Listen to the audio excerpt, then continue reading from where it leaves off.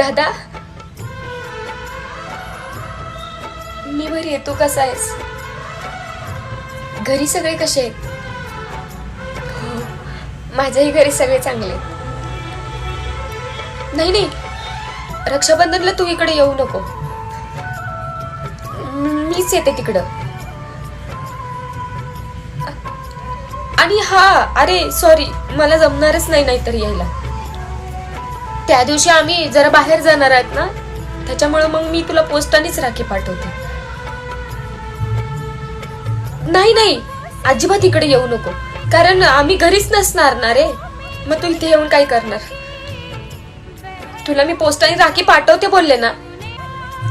बरं चल, ठेवते मी, आणि पोस्टाने राखी पाठवेल मी तुला. ठेव फोन. बाय, मला काम आहे जरा.